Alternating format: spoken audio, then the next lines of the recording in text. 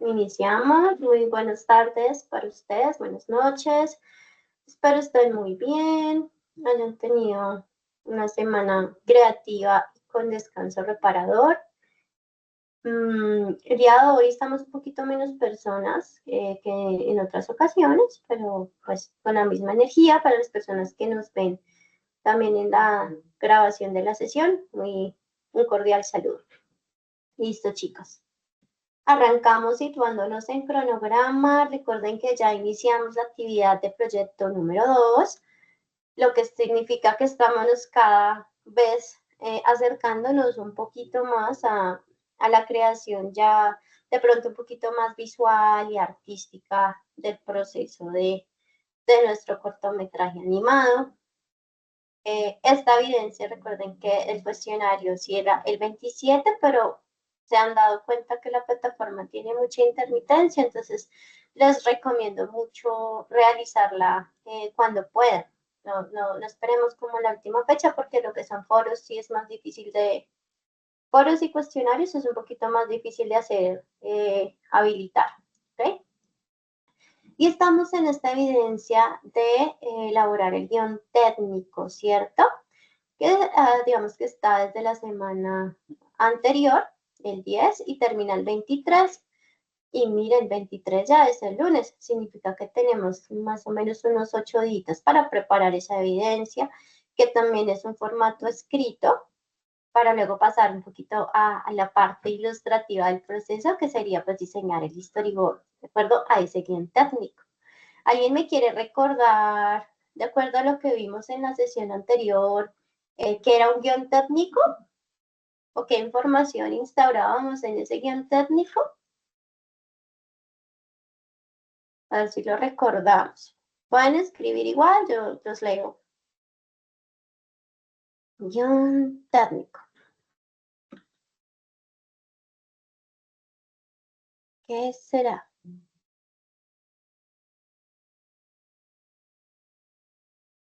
Aquí describir el tipo de escena y su significado.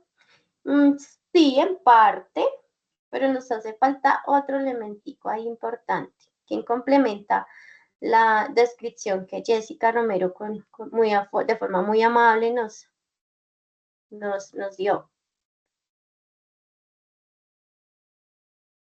A ver, ¿qué era adicional al manejo de escenas? ¿Qué otra información manejábamos en ese guión?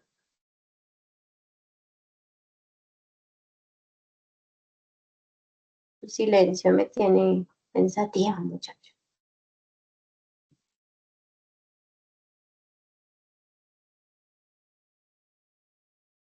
El guión técnico, para recordarles, es un formato, más bien una tabla, que les sirve a la producción para determinar en lenguaje audiovisual qué elementos del lenguaje audiovisual y de producción son necesarios para realizar en procesos posteriores.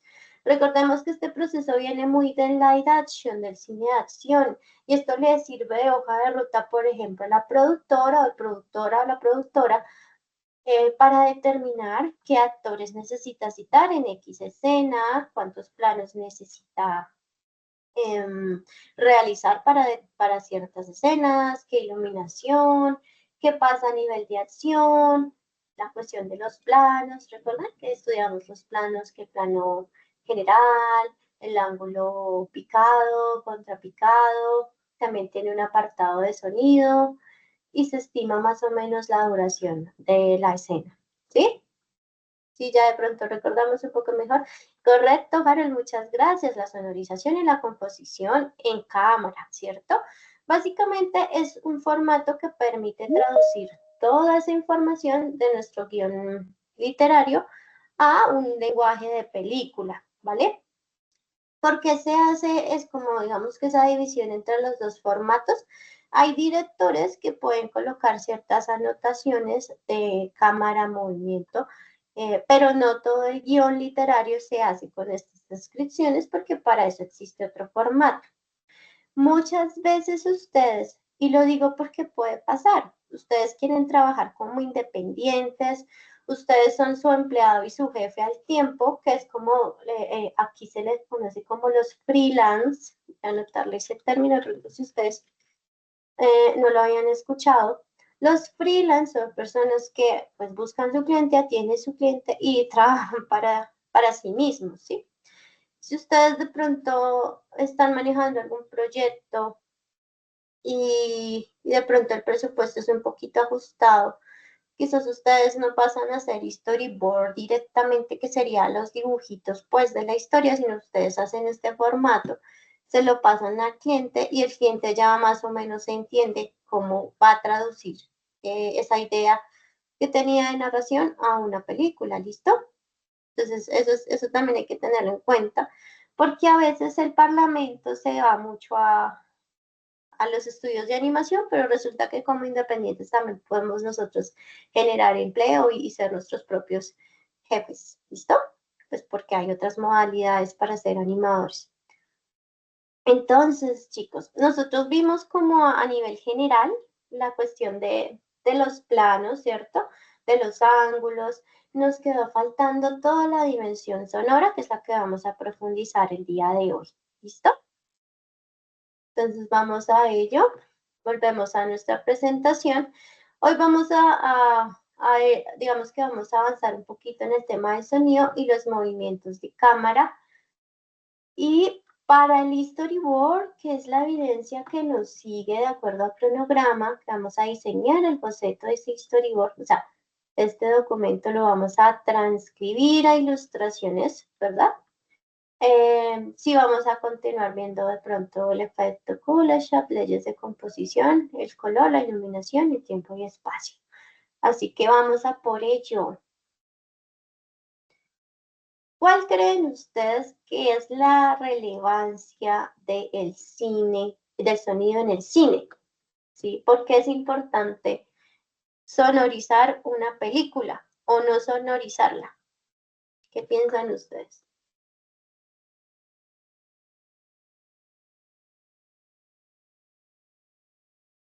Profe, ¿puede reforzar un poquito más el drama o reforzar la temática o hacer que el giro sea más impactante? Eso es verdad. Pues, digamos, en las películas de terror, tomando un poquito el ejemplo que tú implementas, se utiliza exageración del sonido, o sea, el sonido en hipérbole, justamente para que el espectador se asuste, porque cuando hay sonidos fuertes, pues la reacción natural de nuestro sistema parasimpático es justamente reaccionar fuerte y asustarnos. Entonces, estas herramientas sonoras también exaltan al espectador, al igual que asustan a los personajes. Como por poner un ejemplo, que es muy válido, Juan Diego, gracias. Transmite emociones, es cierto. El sonido hace parte de la historia, claro que sí, porque es otra dimensión del lenguaje audiovisual, ¿cierto? ¿Te da sentido la obra audiovisual? Sí.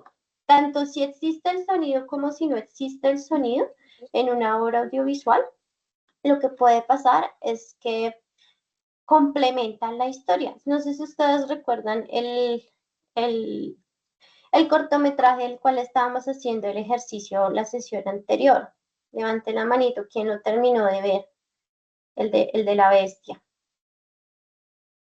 ¿Quién terminó de ver el cortometraje? Ok.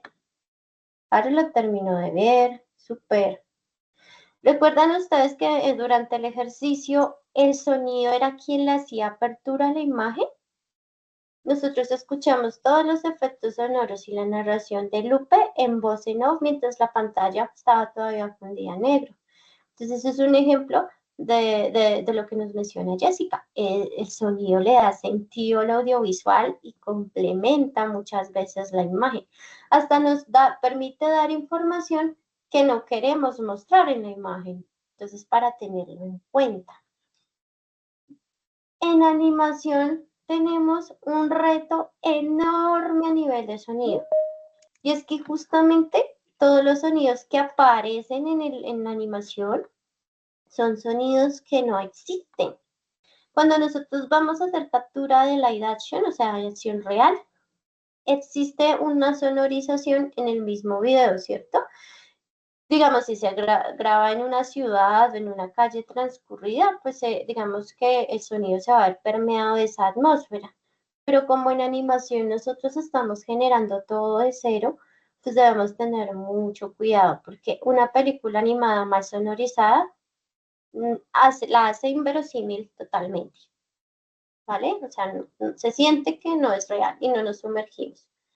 Va a pasar este juego y vamos a hablar un poquito de por qué el sonido y la imagen y cómo se gestó esa relación a lo largo del tiempo. Lo voy a hacer así como muy rápido, y eso es como para entender el contexto. En 1894, pese a que no estaban los dispositivos de captura de sonido, sí se empezó a pensar que la imagen necesitaba un acompañamiento sonoro, porque el teatro totalmente silente donde se proyectaron esos primeros experimentos de película, estoy hablando por allá de los hermanos Méliès a finales del siglo XIX, que se empezó a generar el cine como tal o la fotografía en movimiento, se dieron cuenta que era aburrido que solamente se proyectara la imagen, así que empezaron a hacer este tipo de, de acompañamientos sonoros, en donde literal había un músico que iba acompañando esa puesta en escena. ¿Sí? Entonces es como importante entender que desde este momento ya se están empezando a generar esa relación sonido-imagen. Digamos que hay un vuelco tecnológico y es bonito entender que hay un resurgimiento y una muerte, porque el cine mudo tiene su auge desde el 1910 hasta finalizando la etapa de los años 20. ¿Qué pasa? Que se empiezan a gestar algunos dispositivos que permiten la captura del audio. Y pues allí es que surgen películas como El Cantor de Jazz, que sí, por ejemplo, aquí José Ricardo nos pone el ejemplo de los Power Rangers. ¿Y qué pasa con esa sincronización del sonido? Pues obviamente el cine mudo ya no deja de ser como tan dominante en la industria y aparece también el género del musical. Pero aquí ya había una limitante, chicos, y es que estos dispositivos de captura eran demasiado grandes, al igual que las cámaras, entonces no se podían hacer tomas muy complejas, sino tenían que ser estáticas, los personajes tenían que estar cerca, obviamente la calidad del sonido también se veía un poquito afectada. Y en 1930 se empieza a utilizar otros Tengo que elementos pedirle del que deje de sonido, distraer a los alumnos de mi clase. que ya son los Claro, lo que me diálogos. faltaba. Se empiezan a usar estos sonidos incidentales, que por ejemplo es el taconeo del personaje.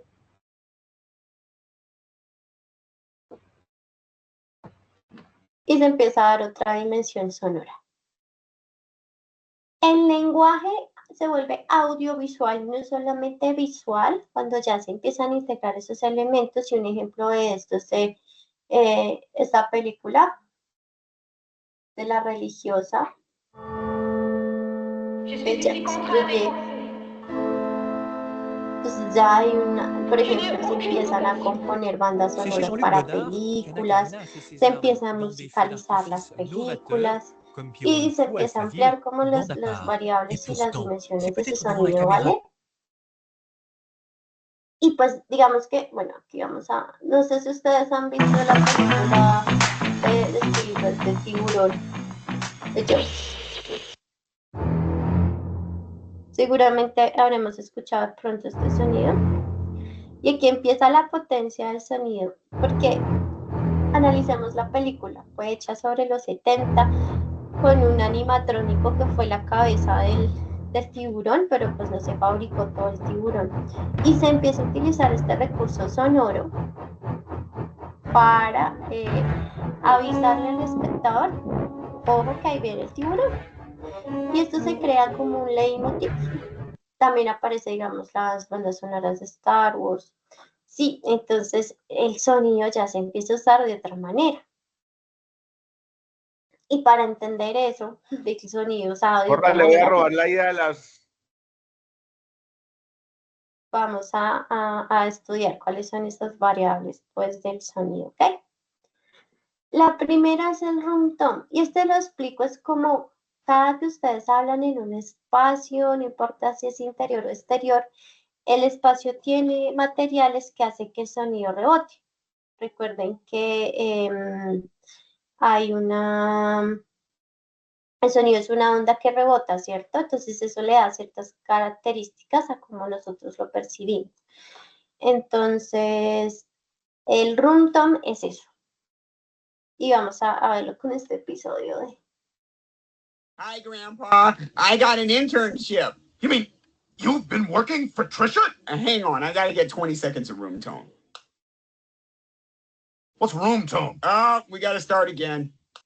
El room tone es básicamente eso, es capturar la estática, digamos que el sonido, la calidad sonora del lugar, que cuando uno hace el montaje en postproducción y cuando está haciendo la maqueta de sonido para su proceso de animatic, que es la película pues en bocetos y con sonido, poder tener estos elementos y estos insumos pues para darle más credibilidad al sonido.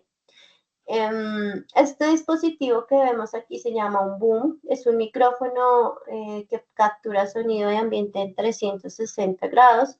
Esto acá a veces lo ven que tiene como un peluchito, parece como un traperito, como algo para limpiar, pero lo que hace es pues limpiar un poquito el sonido del ambiente. Y lo usan mucho para capturar esos sonidos ambientales.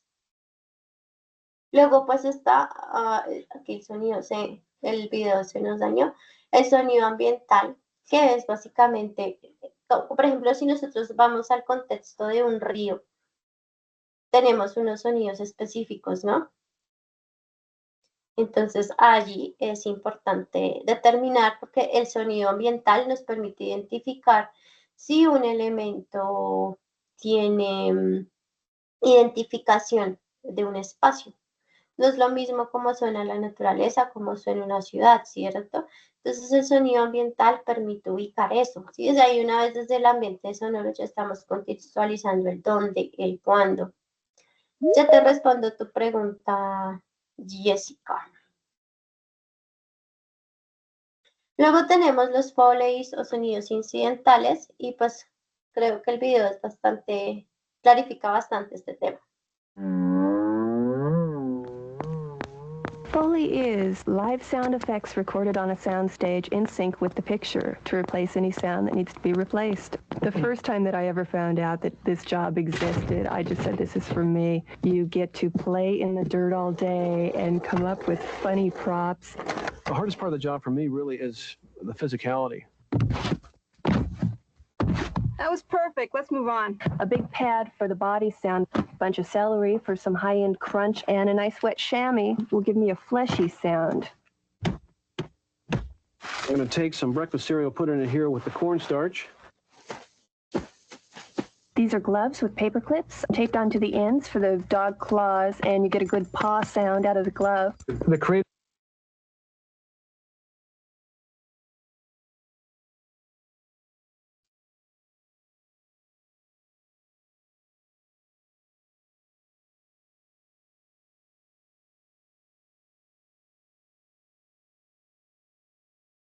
De pronto, aquí ya vimos el video, ¿no?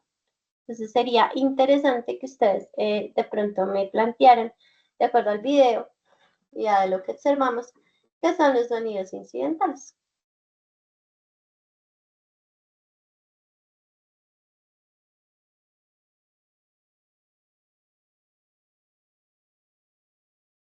Que tengo hoy. ¿Te están escuchando con retraso? ¿O solo es José? Hola, hola. Ok. Ay, sí se dejó de compartir pantalla. Creo que sí hay un tema como de mi internet de pronto. Entonces vamos a ver que en el video estos sonidos se crean sincronizados con la historia, con lo que está pasando en pantalla. con las acciones de los personajes y son videos que se graban posterior al trabajo pues en live action. ¿Qué pasa en animación? Pasa lo mismo. Se tiene la toma animada, no importa en qué técnica sea, y lo que hacen los artistas de Foley es justamente fabricar esos sonidos. Noten ustedes que aquí están utilizando elementos que dan una sonoridad similar, pero no están recreando la escena, ¿cierto? Y esto lo hacen con la finalidad de que esa dimensión del sonido se sienta. Cuando los planos son mucho más cerrados, tenemos planos detalle o planos, primeros planos, y existen ciertos sonidos que se van a escuchar un poquito más duro. Entonces, como pasa en este caso, ¿no? Tenemos un plano entero, entonces se va a escuchar más duro el taconeo del personaje caminando que de pronto si es un plano general, porque el sonido también tiene planos, ¿sí? Nosotros debemos estar atentos a ello. No voy a tener la música todo el tiempo en primer plano, porque si va a hablar el personaje, el diálogo va a ser el que va a tener el primer plano, o sea, se va a escuchar un poco más duro y la música va a bajar su sonido, ¿cierto? Es como para tenerlo ahí en cuenta. ¿Les queda claro cuáles son los sonidos incidentales?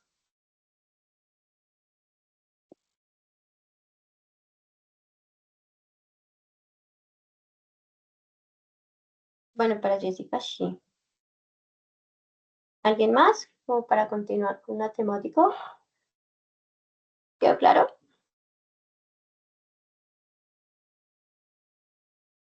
Gracias.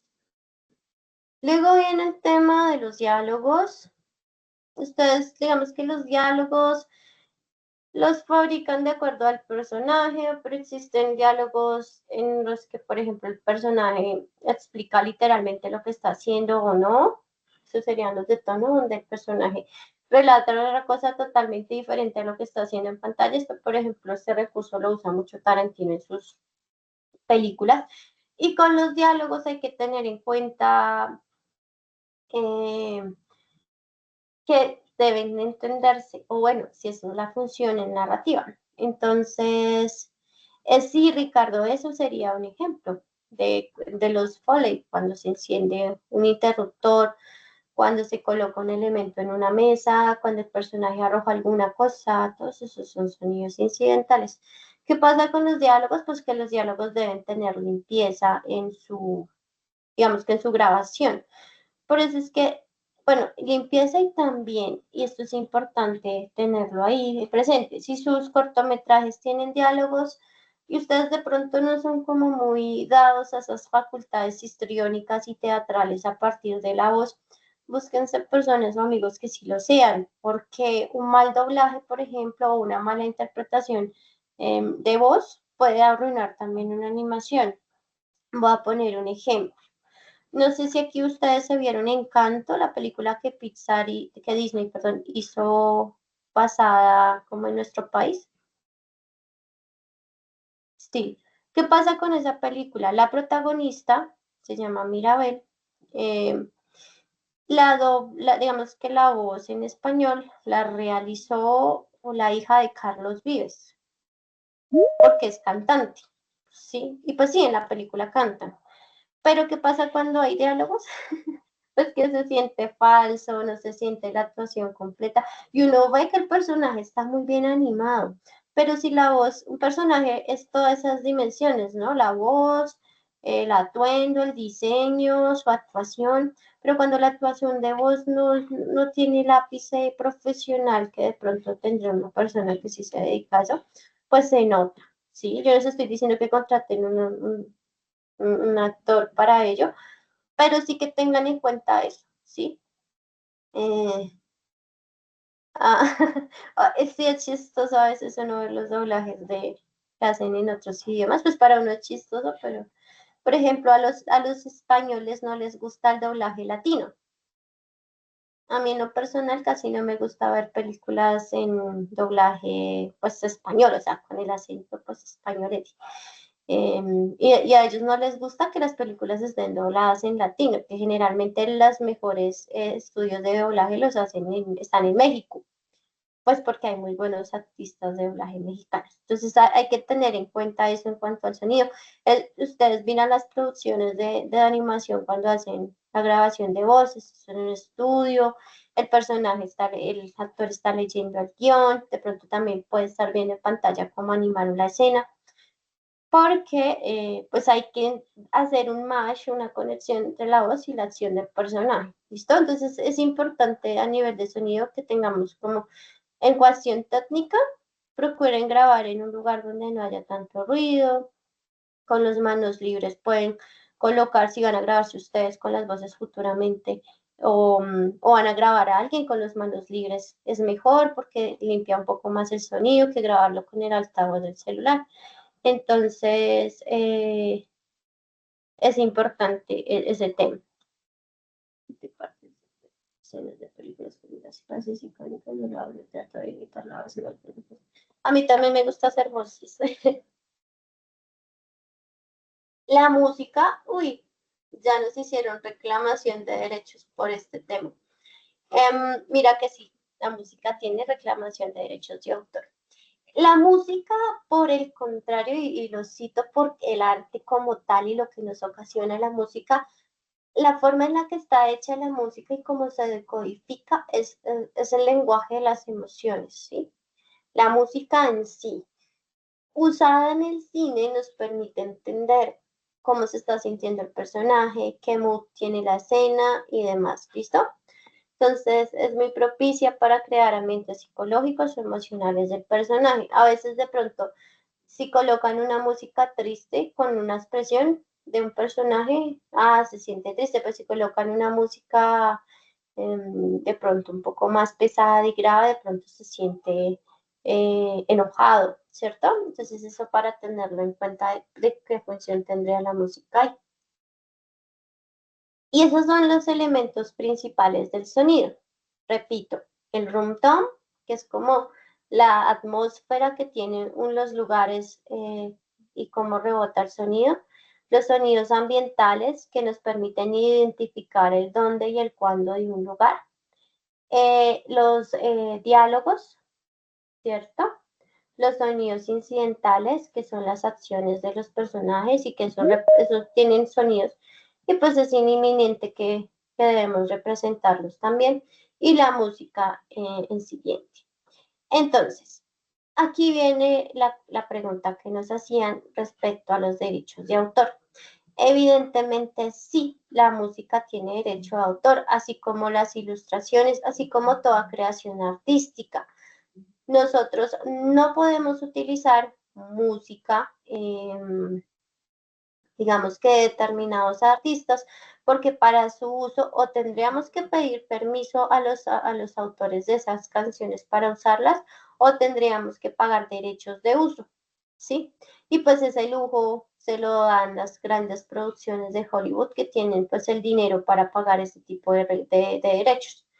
Por eso es que escuchamos canciones, digamos, en las películas de Marvel, escuchamos canciones de AC/DC, de Black Sabbath, bueno, entre otras, porque ellos pagan los derechos para poder usar esas canciones en sus películas. En nuestro caso, debemos buscar canciones que estén, no es que estén libres de derechos de autor, porque igual hay que reconocer el derecho patrimonial de quien lo hace. El derecho patrimonial es la autoría.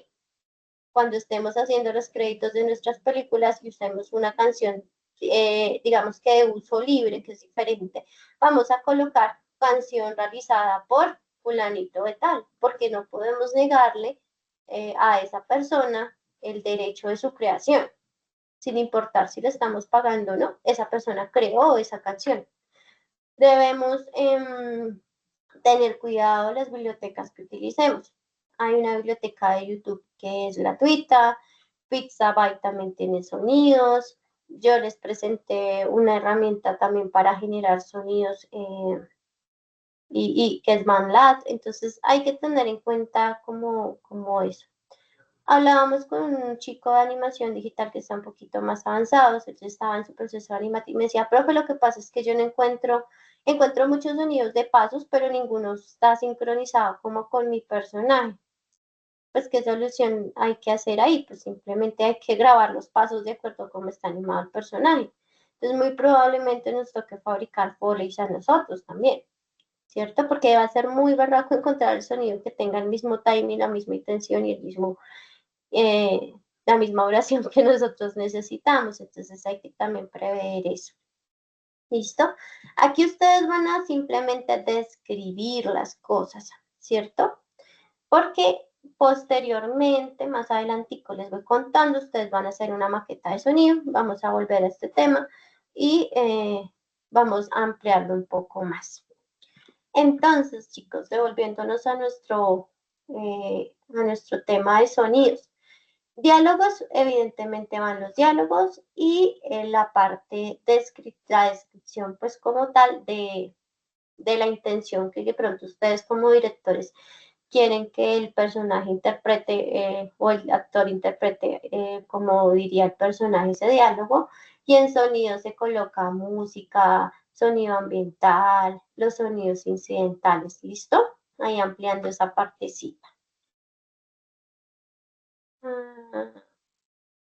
Bueno, eso que mencionas es importante. Cuando la música o cualquier creación, no solo música, cumple más de 100 años, o sea, de su creación, se vuelve de dominio público. Tranquilo, puedes revisar la grabación posteriormente. Se vuelve dominio público. ¿Eso qué significa? Que podemos usarla, ¿sí? Podemos usar esa música. Por eso es que películas usan mucho música clásica, porque no hay que pagar, hasta luego, no hay que pagar derechos por su uso, porque ya pasó, digamos que la vigencia de acuerdo a los derechos de autor para su uso, que son 100 años, ¿vale? En lo general les diría yo que no utilicen canciones conocidas ni nada, porque uno lo puede ver como un inocente proyecto pues de formación, pero pues podemos sacar problemas legales por no tener conocimiento de estos temas. ¿Listo? Bueno, el sonido tiene como unas formas de usarse. Permite modificar o resignificar.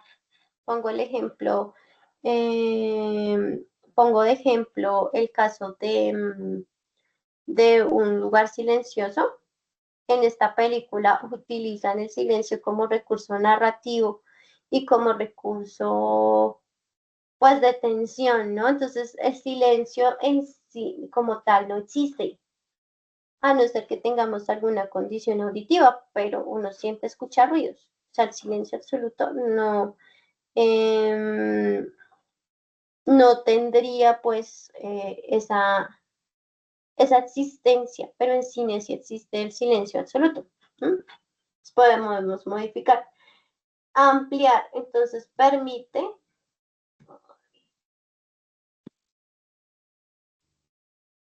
nos permite generar ciertas sensaciones. Esto es un artista que hace video experimental y juega mucho con el tema de los Foley, y aquí es donde de pronto se clarifica un poquito más el tema del sonido, o sea, el plano sonoro. Tengo entendido que supuestamente no habría propagación de sonido porque no hay un medio en el cual viajar. Entonces, este es el ejemplo, Foleys, y se escuchan duro, ¿verdad? Porque los planos están cerrados. Entonces estamos cerca del personaje.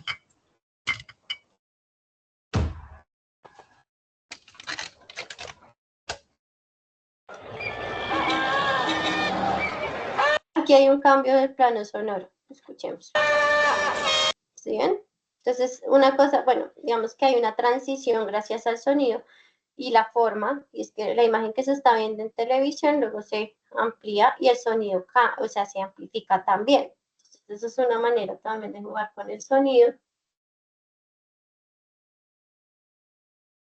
Y leitmotiv, que es justamente la identificación, lo que hablábamos de yo.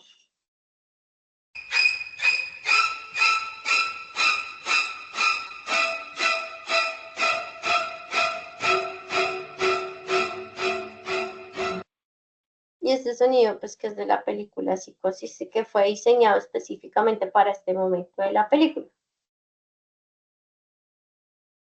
Exagerar, la hipérbole.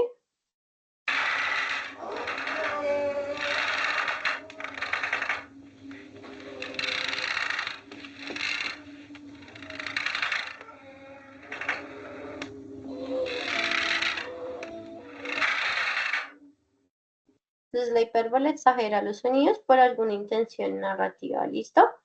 Hasta aquí, ¿cómo vamos, muchachos? ¿Clarito? Va. Entonces ya podemos complementar un poco más a nivel conceptual toda la parte sonora. Ya explico lo de las lentes, y me toca explicarlo en Blender. Vamos a ir a los movimientos de cámara. La cámara en los inicios del cine era estática porque las cámaras eran unos dispositivos gigantescos. Hoy día las cámaras de cinematografía son grandes, pero pues se pueden desplazar, bien sea por sistema de rieles o porque el camarógrafo se pone en arnés.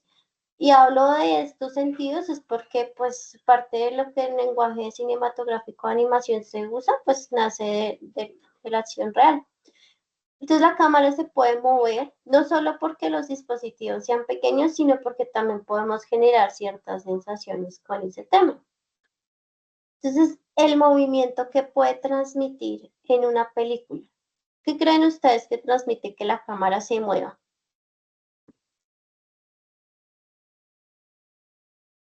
Que la cámara uno se hace mueva en parte la de la, toma. Dime. pues que uno también haga parte de la historia. Exacto. Eso es como lo crucial. Y es que los movimientos de cámara es similar a lo que pasa en los videojuegos, ¿no? Nos podemos mover en el mundo, rotamos la cámara, se hace más inmersivo. Ese es el tema, ¿no? Entonces, los movimientos de cámara, nosotros podemos manejar la película estática, pero los movimientos de cámara ayudan a esa sensación de involucrar al espectador, ¿vale? Y están, digamos que, unas funciones que la cámara cuando se mueve, para evitar hacer cortes de plano, nos puede ayudar como a seguir la secuencia y eso da la sensación de continuar. Un ejemplo, el personaje está caminando, entonces pasa por diferentes escenarios, entonces nosotros seguimos con cámara o va en un auto, ¿cierto? Entonces seguimos el auto, eso nos da sensación de dinamismo. Y administra información visual porque nos permite demostrar justamente lo que está pasando en el entorno del personaje o al mismo personaje en sí. Y aquí vamos a ver parte de un videito del paneo, es rotar la cámara en eje horizontal o vertical. Le damos el ejemplo. Panear a la izquierda, panear a la derecha. Aquí es importante entender que el paneo es girar la cámara, pero la cámara no se desplaza. ¿Sí? La cámara no se desplaza en sí. El que se gira es, digamos que gira en su propio eje, pues, para que se entienda un poquito. Está el paneo hacia abajo, que es el tilt. Cuando se habla de arriba hacia abajo, ya no se llama paneo, sino bueno, sigue siendo paneo, pero se le denomina un tilt. El traveling, por el contrario, la cámara sí se desplaza, sí se mueve, ¿listo? Entonces, ¿qué sensación nos da? Nos da una sensación como más de movimiento, de inmersividad, lo que estábamos hablando. Pues digamos que en el cine de acción real, pues es por rieles o grúas. En programas digitales, pues, bueno, hoy día hay muchas producciones 2D que están utilizando una rotoscopia de cámaras 3D para ayudarse un poquito en ese proceso, pero anteriormente eso se hacía pues a mano con mucho cuidado.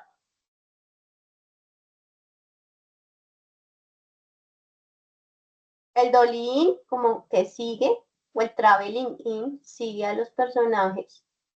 El out, pues que se aleja, es como funciona mucho con antónimos, ¿sí? Se está alejando, o back.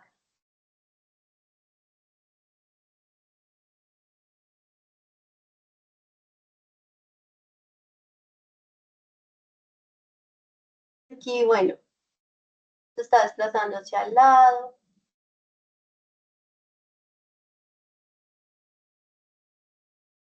De derecha, de izquierda.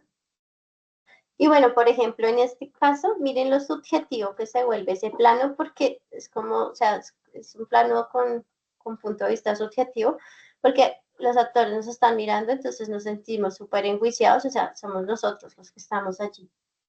Y está el traveling circular, pues es que es dar giros al personaje, como pasa aquí. Y hay dos tipos de movimientos grandes. Está el movimiento físico de la cámara y el movimiento del lente. El movimiento del lente todos lo hemos hecho en algún momento. Por ejemplo, estamos con el celular lejos y lo que hacemos es ampliar la pantalla.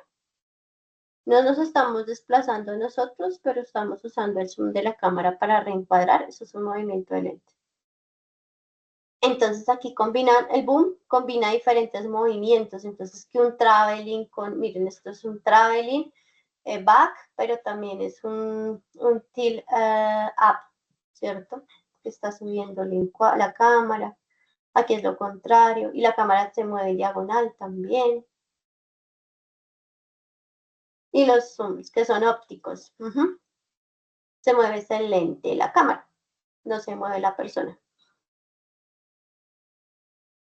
¿Y por qué notamos que es un zoom y un traveling? Porque si ustedes se fijan, la imagen se ve plana cuando se está agrandando.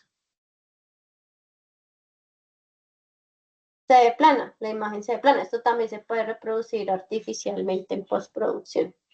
Zoom in, zoom out o zoom back. Aquí, por ejemplo, pues es una transición de tiempo, ¿no? Del personaje.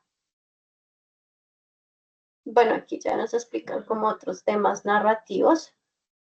Movimiento interno, cámara estática, cámara no se mueve. Paneo panorámica, rotamos la cámara de izquierda a derecha. Tilt, rotamos la cámara de arriba hacia abajo. Traveling lateral, seguimos al personaje. Zoom in, zoom out, movemos el lente de la cámara. Traveling in, seguimos al personaje. Traveling out, nos alejamos del personaje. Bueno, acá hay otro videito. Recuerden que esta presentación ustedes la pueden encontrar en el resumen de la sesión.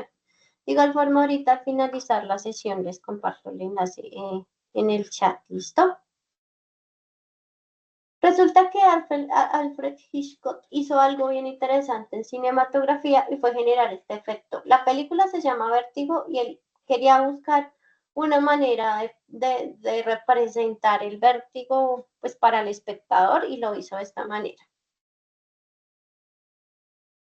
Es un juego de lentes que hizo. Lo que hizo fue, voy a moverme hacia atrás, ¿cierto? Y lo que hago es que mientras me voy moviendo hacia atrás, o sea, hago un traveling out, hago zoom in. Entonces lo que hacía era con el lente se acercaba, pero físicamente se alejaba y con esto pues generó este efecto que es pues de esta película y que se ha utilizado digamos que bastante en cine de terror y de suspenso. Pero de aquí nace pues la historia, la leyenda. Aquí vemos otros ejemplos pues de ese efecto vértigo. Lo último que voy a explicar de este tema es el efecto Kuleshov antes de irme a la parte de los lentes en blend. Resulta que Kuleshov y toda la escuela rusa de cine se especializó en el montaje. ¿Qué es el proceso de montaje, chicos? Es entender que si yo coloco imágenes en determinado orden, puedo cambiar el significado de lo que percibe el espectador. Entonces, ¿qué pasa aquí? Este es un video que explica Alfred Hitchcock sobre este principio. Tenemos que estas tomas son exactamente las mismas, pero por cambiar la toma central, ya cambia el significado de la primera. Entonces aquí es un hombre, ve a una mujer con un niño y sonríe. ¿Qué significado, qué persona podría ser este hombre? ¿Qué deducen ustedes?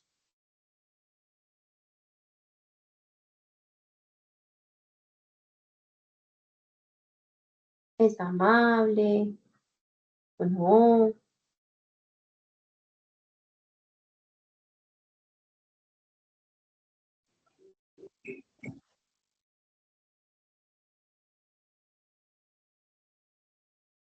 La primera.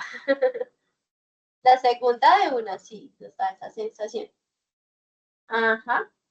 Pero es justamente eso. Ese es el efecto Coolshot. Aquí tenemos exactamente las mismas tomas, pero resulta que el montaje se hace o la historia se hace con un conjunto de imágenes y sonidos que entrelazados nos generan un concepto, ¿cierto? Entonces, solo por el hecho de cambiar la imagen central, ya me está dando otra dimensión y otro significado. Eso hay que tenerlo en cuenta en la realización de nuestras películas. Pero ahorita en el guión técnico, como estamos arrancando con este cuento del audiovisual, es un poco difícil verlo. Cuando estemos ya fabricando como el prototipo de la película futuramente, vamos a notar que en el ejercicio pues, del montaje se vuelve mucho más evidente el uso de este principio. Ahora me voy con la lente. Resulta que en la fotografía no vamos a aprender a usar Blender todavía ni nada por el estilo, simplemente lo voy a utilizar como digámoslo así, para ejemplificar. Acá tengo mi cámara virtual de Blender y acá tengo un cubo, ¿sí? Generalmente nosotros como seres humanos vemos en un rango de 50 a 35 milímetros. Aquí voy a activar, así es como se ve, normalmente ve nuestro ojo. Si yo coloco un número menor, voy a poner 18. ¿Qué pasó, chicos? ¿Qué pasó con la imagen?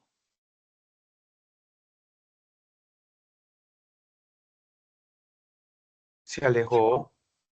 Se alejó, pero no solo eso. Si ustedes se dan cuenta, me permite ver mucho más del entorno. Voy a volver al 50.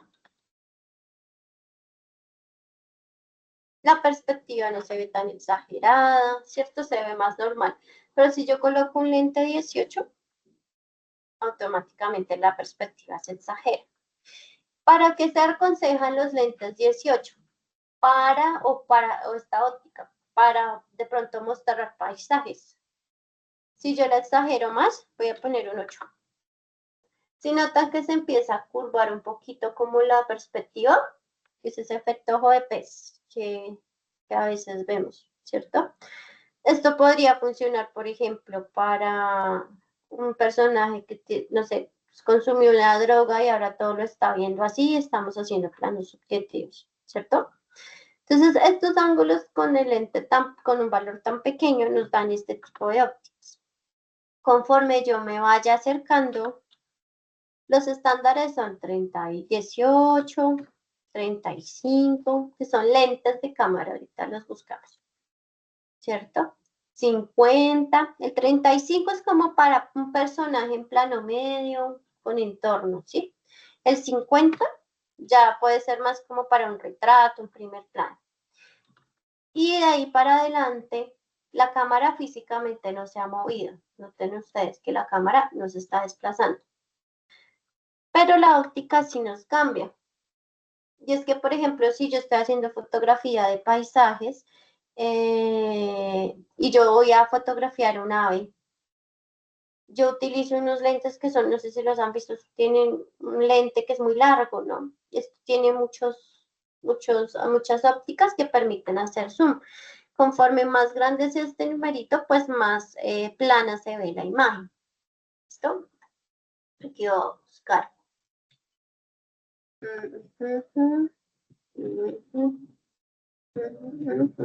Esto viene de la fotografía, pero nos da como ciertos efectos visuales.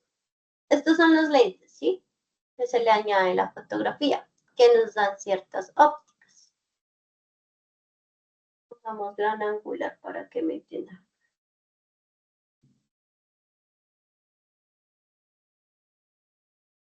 Entonces, esto es una fotografía realizada con un lente más o menos de 18 o un poco menor.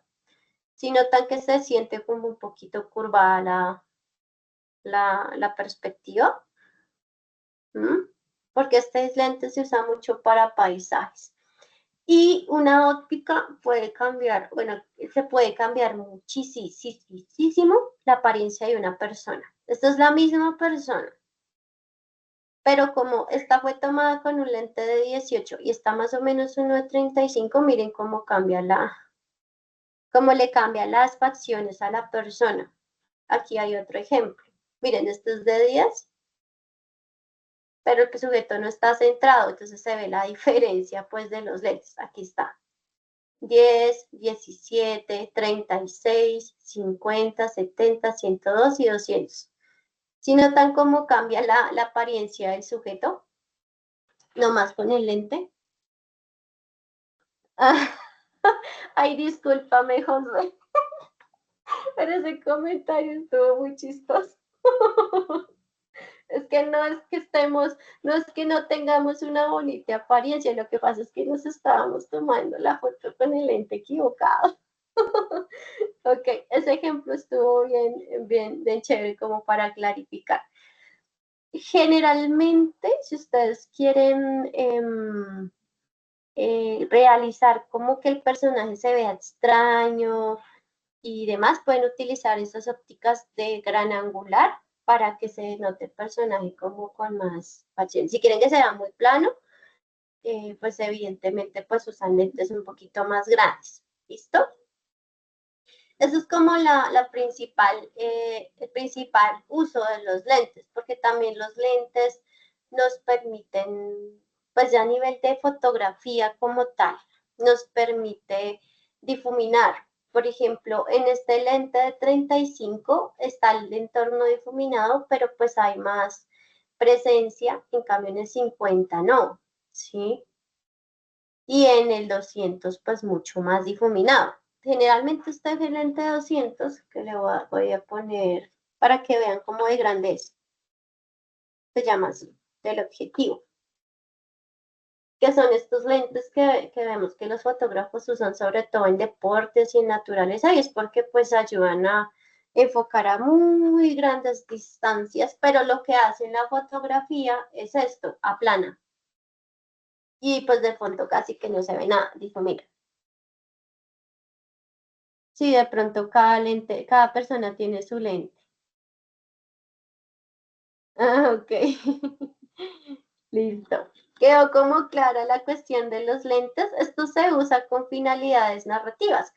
Por ejemplo, si ustedes quieren que su personaje se vea en un entorno y se vea el entorno grande y como el personaje pequeño respecto al entorno, pues ya saben que utilizan un lente de menor tamaño, pero si ustedes quieren ya mostrar un poquito más al personaje, pues utilizan un lente más pequeño, más de mayor número. ¿Listo? Aquí este ejemplo sí es como muy viral y es que este señor se estuvo fotografiando como muchos días. Y pues miren la diferencia. Y esto es el lente, no el rostro del personaje, pero inclusive hasta se ve más ancho, ¿no? Entonces ahí ya queda como un poquito más claro. Esto es muy de la cinematografía, el tema del lente. Por ejemplo, en mi proyecto yo coloqué que el primer plano va a tener un zoom in, o sea, la cámara se va a acercar, digo, el lente se va a mover y va a acercar la imagen y va a ser a un 18, o sea, creo que se vea como ese efecto de que el espacio es amplio. Y luego cambia a unos 50, porque voy a mostrar un plano detalle, ¿cierto? Y el 35, un plano medio largo, porque ese se utiliza para personaje y escenario. 18 otra vez para un gran plano general. Y así voy jugando, pero casi que la mayoría de mi cortometraje funciona entre los 18 y el 35, a no ser que quiera mostrar un espacio y que se vea amplio, ¿listo? El del 35 al 50 en ese rango, ¿listo? Esos son los que más similares es a nuestra visión. Formato como tal del guión no hay. Yo les he explicado a ustedes que es una tabla y que hay que tener en cuenta como estos parámetros de presentación, más estos ítems, porque es una tabla, no es como un formato que haya que llenar muy complejo, no. Quedó claro la cuestión de los lentes, que es como más como para jugar. O sea, realmente nosotros podemos, sí, porque de hecho lo quiero implementar con ustedes. Quiero que usemos algo de Blender para hacer algunas cositas de 2D, 3D y poder jugar como con este tipo de cosas, porque pues se puede. Blender tiene esa posibilidad de que tiene el Grease Pencil, que es una herramienta que permite hacer animación 2D integrando elementos 3D. Entonces me gustaría implementarlo con ustedes a ver qué tal nos va. Pero digamos que esto antiguamente tenían que tomar como fotos de referencia para entender la animación del plano y haga dibujito por dibujito. Entonces es como eso. Las 20 páginas de que Laura. No vamos a usar Maya porque realmente tendrían ustedes. Primero, Maya no tiene un sistema de Grease Pencil tan avanzado como lo tiene Blender para animación digital 2D y pues es básicamente nuestro núcleo común de estudio a nivel técnico. Número 2, Blender es gratis. Maya tiene que tener un proceso de licenciamiento que el SENA a veces no garantiza pues el licenciamiento para 21 ordenadores que vemos aquí. Blender pues simplemente es cuestión de descargarlo. Aparte pues esto es un complemento porque si ustedes mirarán más adelante el material formativo se van a dar cuenta que realmente la animación se produce en After Effects, pero pues yo considero que no es un software tan versátil para hacer animación, por ejemplo, cuadro a cuadro. Entonces ahí pues les voy comentando, yo ya estoy estudiando a fondo pues Blender para el 2D y ya estaba haciendo como pruebillas para justamente integrarlo como en el pipeline de nosotros. Del guión, si te salen las 20 hojas con toda la información, está bien. Como tal, el guión literario, o sea, el pedacito de guión literario, no debería ocupar más de 2 páginas de acuerdo a los parámetros del proyecto que socialicé, exponiéndola al lado. ¿Quedó claro la cuestión de los lentes, muchachos? ¿De qué pasa con la óptica? Es básicamente esto. 18, sigue 24, luego sigue 35, luego sigue 50, luego sigue 80, luego pasa a 120, luego pasa a 300, pues que ahí ya se va a acercar mucho, mucho al cubo. Ok. Tú estás confundida con el tema, ok. Esperen porque están en el profe, podría compartir la guía de aprendizaje del guión técnico, comando la página que ya no he podido descargarla. Voy a intentar porque creo que yo no la había descargado tampoco. Ay, esa página está horrible, yo sé. Está horrible, no, está terrible. No,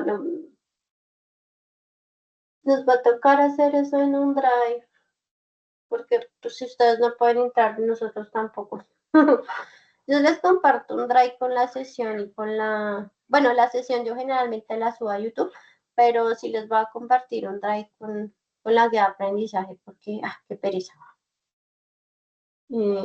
Quedé con más dudas, no voy a pedir una cámara prestada. No necesitas pedir una cámara prestada, es como más bien cómo visualizas tú tu cortometraje con esas lentes. Amelie, hay un ajá, ese es muy referente. Listo, me devuelvo. Entonces, ¿qué pasa con los lentes? Con los lentes. Esto viene del cine de acción. Y los lentes son unos artefactos, hagan de cuenta como unas gafas que se le coloca a la cámara que le permite ver de X o Y manera, ¿sí? Esos números afectan la curvatura del lente. Entre más pequeño sea el numerito, o sea, 18 o 24, más curva va a tener el lente, por lo cual hace que se vea deformada la perspectiva. Me vuelvo a...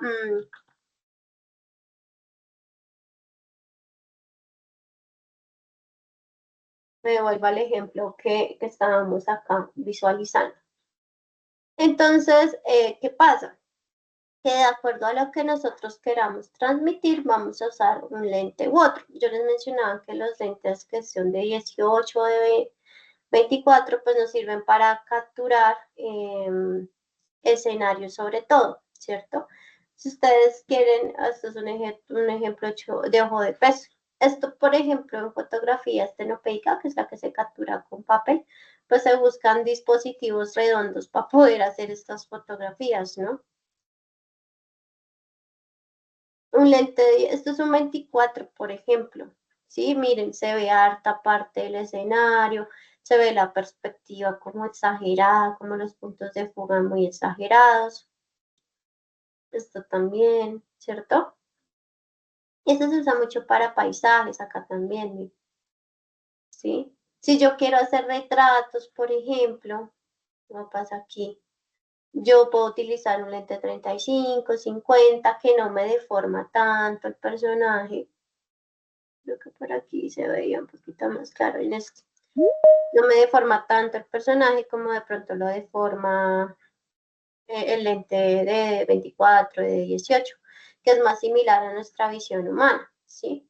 Si yo uso lentes con la óptica de numerito más grande, lo que va a pasar es que se va a ver más pequeña la imagen. Miren, en 180 casi que el personaje se ve solo y el fondo está tan difuminado que no se ve, ¿cierto? Pero esto es como la perspectiva o digamos que el efecto que ustedes quieran dar. Les colocaba yo mi ejemplo en el cortometraje. Para escenarios, utiliza el 18 porque quiero hacer ver cómo el entorno para el personaje resulta siendo como tétrico.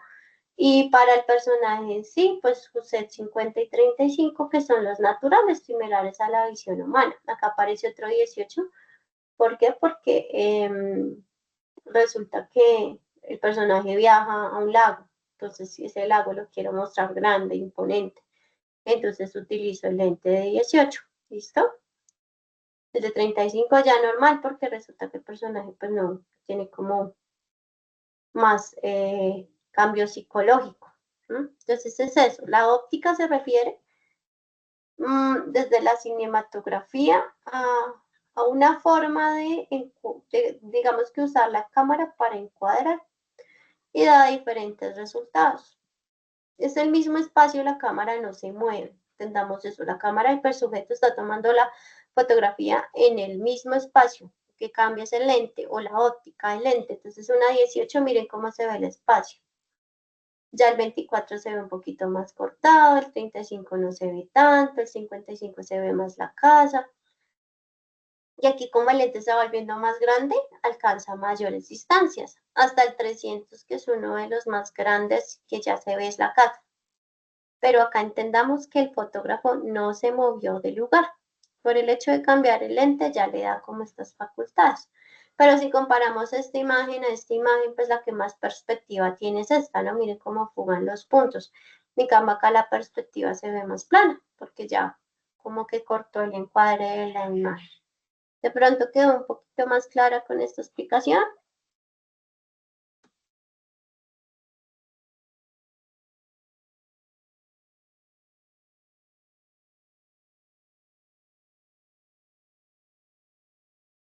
Uy, se me fueron los chicos. Ah, ok, perfecto.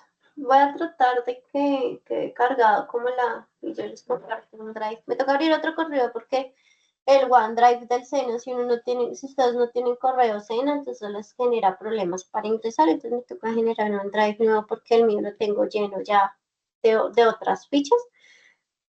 Y hacemos eso porque la verdad no nos podemos quedar como esperando que la plataforma digamos que se normalice. Igual consejo para ustedes, que procuren descargar ese material, el material formativo, por ejemplo, animación digital. Yo me lo bajé todo porque me notaba que estaba esa inconsistencia. Yo lo hice así, obviamente ya les muestro.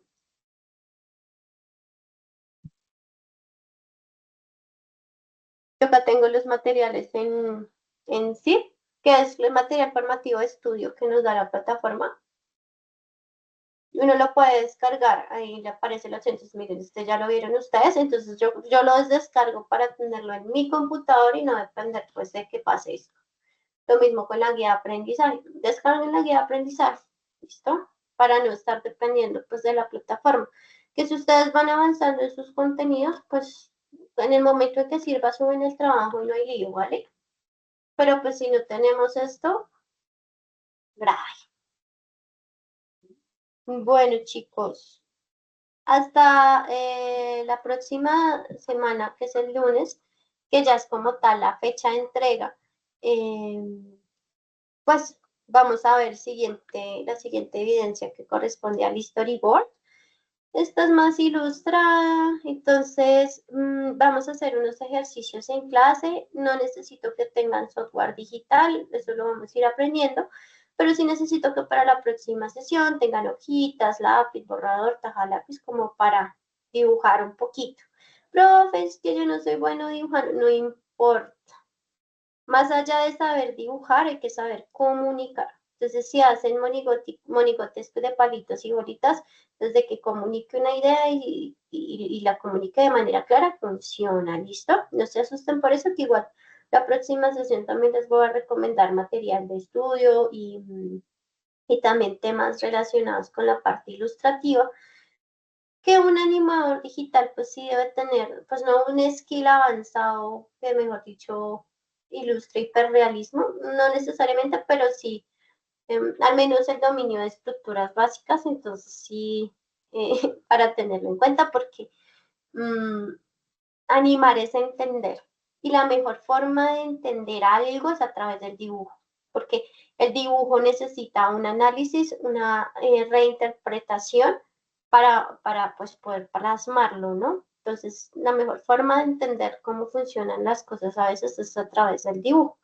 Por eso es que cuando somos chicos aprendemos antes que a dibujar y perdón, antes que leer, escribir letras, aprendemos es a garabatear, porque es la expresión más pura para comprender el mundo. ¿Listo? Entonces, hojitas, lápices de colores, borrador, taja lápiz, que vamos a hacer como una dinámica interesante para acercarnos al storyboard. Y no siendo más, muchachos, si no tienen preguntas, dudas, espero la sesión les haya sido de interés. Les comparto una vez el material antes de irme.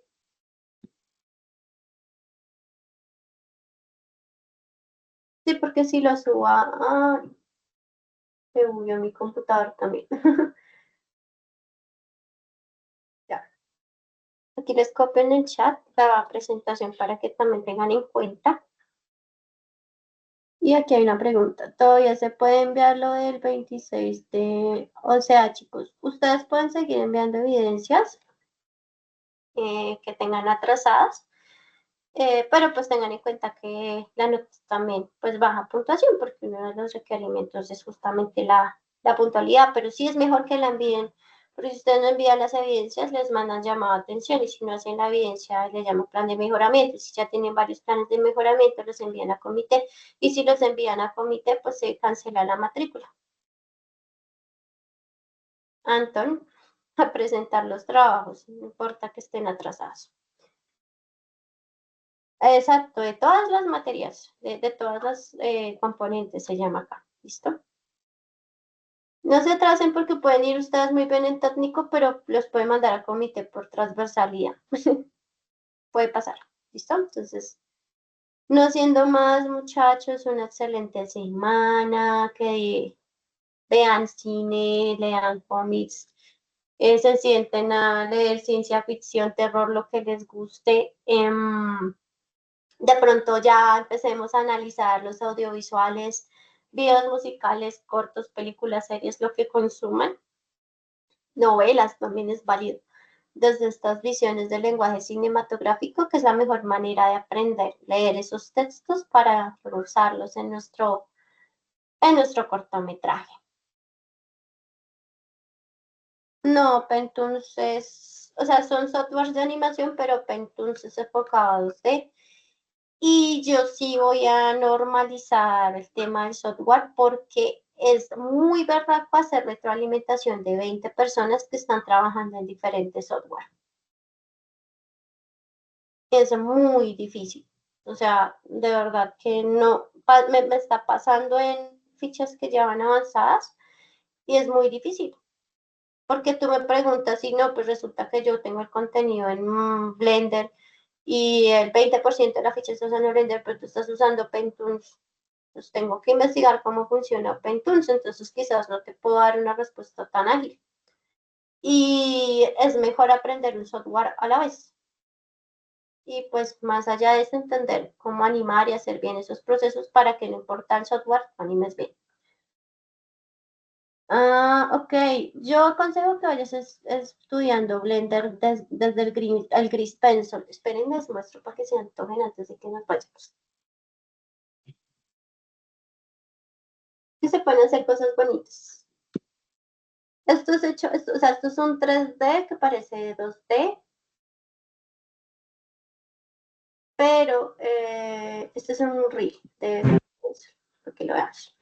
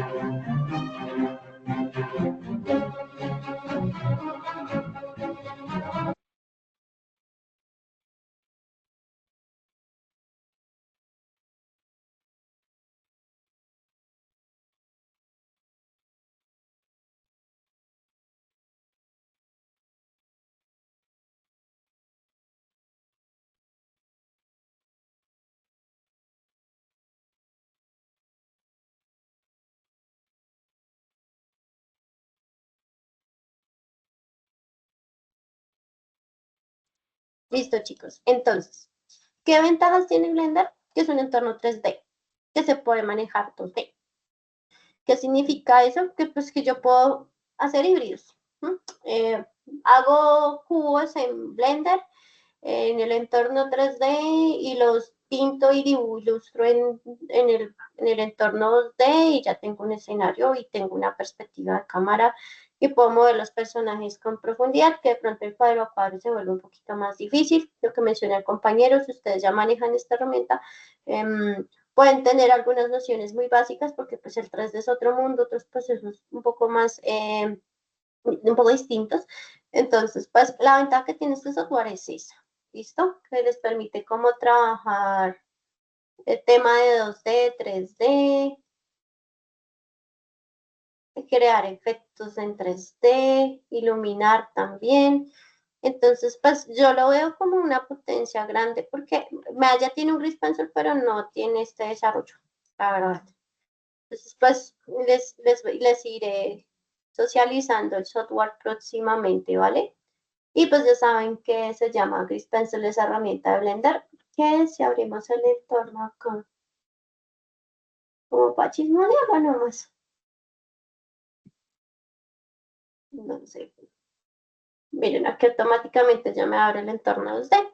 Entonces aquí yo ya puedo empezar hacer garabatos y empezar a animar. ¿Sí? Líneas locas, líneas locas. ¿Listo? Como para que nos vayamos motivando en la parte técnica.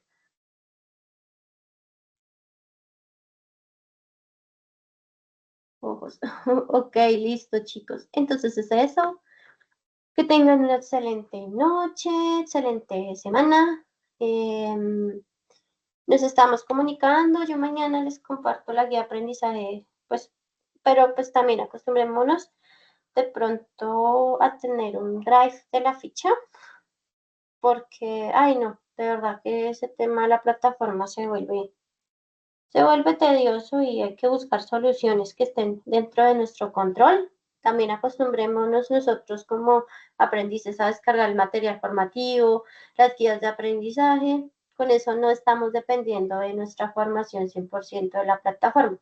De pronto sí, obviamente hay que entrar a la plataforma y todo, pero que no dependamos de si funciona o no para avanzar en nuestro proceso de aprendizaje. Una excelente noche para todos, que estén muy bien, cuídense mucho, buena energía. Chao, profesora, buenas Chao. noches. Igual que estén muy bien. Chao, chicos.